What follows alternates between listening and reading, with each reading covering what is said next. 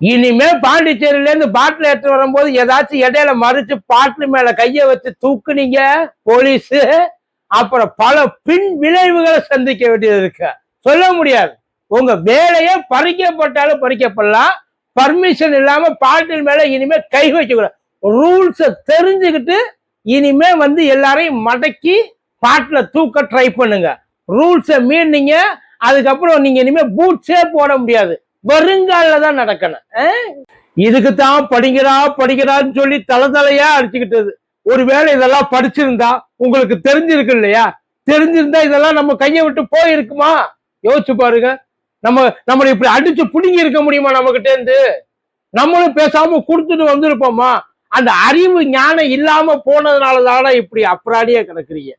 இவ்வளவு இழந்துட்டு எத்தனை வருஷமா எவ்வளவு இழந்துட்டு உட்கார்ந்துருக்கீங்க. உங்களுக்கு வருத்தமா இல்ல?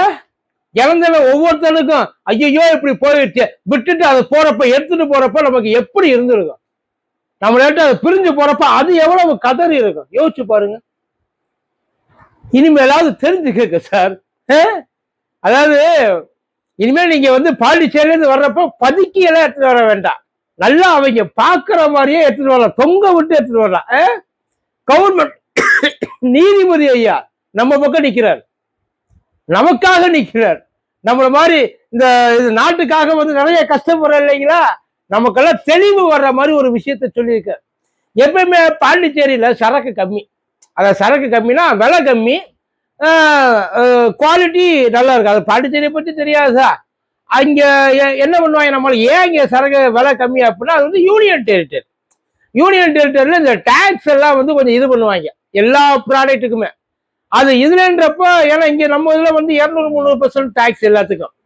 ஆனா அங்க 200-300ன்றது ஒரு 150-100 இருக்கு. அதனால அங்கே கம்மி. அப்படி கம்மியா இருக்கிறதுனால என்ன பண்ணுவாங்க, நம்ம பயில போறப்ப எல்லாம் பாண்டிச்சேரியை பார்த்தாலே உடனே அவங்க லிஸ்ட் எடுக்க ஆரம்பிச்சிருவாங்க.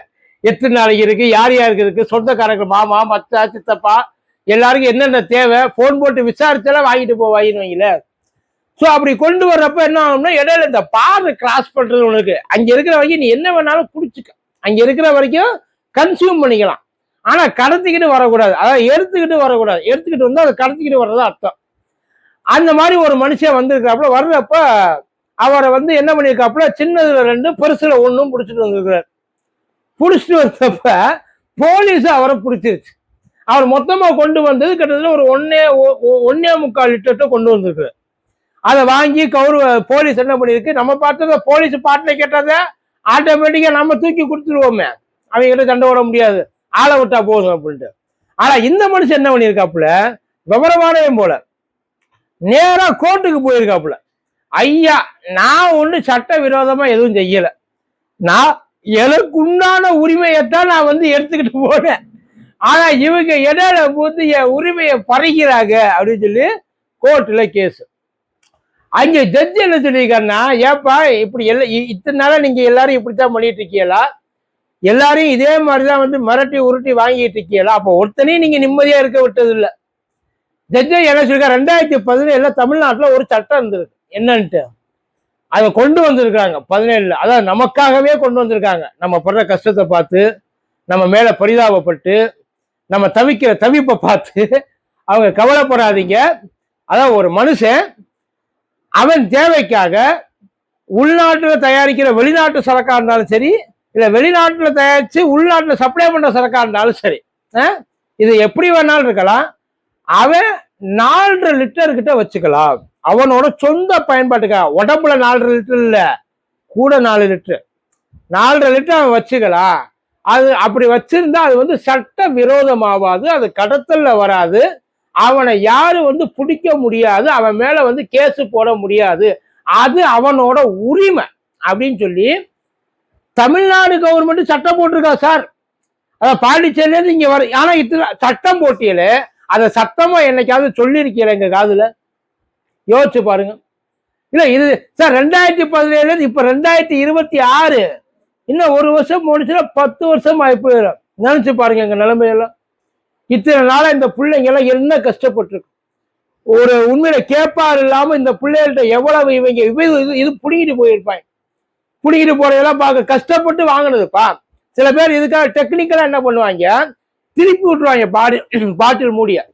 அதாவது ஓப்பன் பண்ணா பிடிக்க முடியாது, சீல் வச்ச சரக்கா இருந்தா தான் பிடிக்கலாம் அப்படின்றதுக்காக அதை திருப்பி விட்டு 30லயே ஓடிட்டு வருவாங்க. குலுங்குதுடா, சிந்துதுடா, பாத்துடா, ஓட்டுறான்ட்டு. அந்த அப்படி அந்த 30 அது மேடு பால் இறங்கினா சிந்தும் இல்லையா, அதனால அதை பத்திரமா கொண்டாந்து சேர்க்கறதுக்குள்ள அவங்க படுற பாடு இருக்கு. ஆனா இது எங்களுக்கு தெரியாம இருந்தா பரவாயில்ல, போலீஸுக்கு நியாயமா உங்களுக்கு தானே முதல்ல அது தெரிஞ்சிருக்கணும். ஒரு மனுஷன் எவ்வளவு கொண்டு வரலாம், பேரல்ல தூக்கிட்டு வந்தேன் ஒரு 10 லிட்டர் வாங்கிட்டு வந்துட்டாப்பா அப்படின்னா கூட 10ஐயும் நீங்க சீஸ் பண்ண முடியாது. இப்ப இருக்கிற சட்டப்படி 5 தான் சீஸ் பண்ணலாம், 5 அவங்கிட்ட கொடுத்துட்டு அனுப்பிச்சிடணும். ஆப்ஷன் அவன் கேட்பான், அவன் சொல்லுவான் எனக்கு இது வேணும் இதை கொடுன்ட்டு. உங்க இஷ்டத்துக்கு எல்லாத்தையும் ஏத்துக்கிட்டுலாம் தெரிய முடியாது. அதனால அரசாங்கம் நீதித்துறை இப்படி சொல்லியிருக்கு, என்னால இவருக்கு எதிராக போக முடியாது, இந்த வழக்கை நான் ரத்து செய்யறேன். நீ வழக்கு போட்டதே முதல்ல தப்பு, படிச்சுட்டு வாழ்ந்துருக்கணும். மறுபடியும் பிடிச்ச அதிகாரி எல்லாம் மறுபடியும் படிச்சுட்டு எக்ஸாம் எழுதி பாஸ் பண்ணிட்டு வாழ்ந்துருக்கணும். ஏன்னா உனக்கு தான் சட்டமே தெரிய மாட்டேங்குதப்பா. கொஞ்சம் நெஞ்ச சட்டம் தெரிஞ்சிருந்தா பரவாயில்ல, ஒண்ணுமே தெரியலன்னா நீ எதுக்கு அங்க நிக்கிற? உன் வேலை பாட்டுல பிடிக்கிறது மட்டும்தான் நினைச்சிரு, அதுக்கு தான் உனக்கு யூனிஃபார்ம் போட்டு உட்கார வச்சிருக்கான்னு பாக்குறியா? அப்படிலாம் கிடையாது. பார்த்துட்டு நீங்க மாட்டுக்கு இன்னொரு தடவை பாட்டுல பிடிச்சிங்கன்னா, தயவு செய்து யாராச்சும் ஒருத்தர் வர்ற வழியில உங்களை பிடிச்சாங்க அப்படின்னா நீங்க எதை பத்தியும் யோசிக்காதீங்க, ஸ்ட்ரைட்டா நான் கோர்ட்டுக்கு போறேன்னு சொல்லுங்க. நீதிபதி ஐயா எனக்கு தெரியும், அவர் கொடுத்த ஒரு காப்பியை எடுத்து, அதாவது இப்ப கொடுத்துருக்காருல ஒரு காப்பி, ஒரு தீர்ப்பு, அந்த தீர்ப்போட காப்பியை எடுத்து பின்னாடி டிக்கியில ஒட்டிட்டு போயிடுங்க. அதை அவங்க திறக்கிறதுக்கு முன்னாடி அதை படிச்சுட்டு ஒரு முறை துற. இதை நீ அவமதிக்கிறதா இருந்தா நீதிமன்ற அவமதிப்புக்கு வந்து என் பாட்டில தூக்கிட்டு போற மாதிரி இருந்தா, அதனால கை வைக்கிறதுக்கு முன்னாடி ஒரு நிமிஷம் பார்த்துங்கன்னு சொல்லி தாராளமா நீங்க அதை வச்சுட்டு வரலாம். ஏன்னா 4.5 லிட்டர் உங்களுக்கு சொந்தம்ப்பா. ஒரு ஆளுக்கு 4.5 லிட்டர்னா 4 பேர் கூட போனாங்கன்னா 16 லிட்டரு. சார் யோசிச்சு பாருங்க, ஒரு காருக்குள்ள 4 பேர், ஏன் சொந்த யூஸுக்கு நாங்க 4 பேர் ஆளுக்கு 4 லிட்டர் எடுத்துட்டு போறோம். 4 லிட்டர் கவர்மெண்ட் சொன்னதை விட 1/2 லிட்டர் கம்மியா 16 லிட்டர் எடுத்துட்டு போறேன். என்னைய பிடிச்சியன்னா நான் உன் மேல கேஸ் போடுவேன். நீ தாராளமா சொல்லலாம். ஏன்னா அவங்களுக்கு எப்ப பார்த்தாலும் இதே வேலையா போச்சு, நம்மளை கொண்டாந்து ஒரு பாட்டில் வச்சிருந்தாலும் உடனே அவங்களுக்கு மூடு இருந்தா தூக்கிடுவாங்க. தூக்கிட்டு இல்ல ஒண்ணு காசு வேணும் இல்ல பாட்டில் வேணும், ஏதாச்சும் இதுக்காகவே நிக்கிறாங்க சார். அதாவது திருடன் கூட தெரியாம தான் திருடிட்டு போவேன், இவங்க தெரிஞ்சா திருடிட்டு போவாங்க நம்ம கிட்ட இருந்து. அதனால இன்னொரு முறை யாராச்சும் உங்களை கூப்பிட்டு வச்சு நீங்க வந்து சட்ட விரோதமா பாட்டில் கொண்டு போறீங்க, உங்க மேல கேஸ் போறேன், கேஸ் போடவா பாட்டில் தரையா அப்படின்ற மாதிரி ஏதாவது கேட்டா நீங்க கேஸ போடுங்க, நான் உன்னை கோர்ட்ல பாத்துக்கிறேன்னு சொல்லி அவங்களுக்குள்ள இருக்கிற எல்லாத்தையும் கொண்டு போயிட்டு கொடுத்துருங்க. உங்களை 1 ரூபாயை கேட்க முடியாது. சரியா?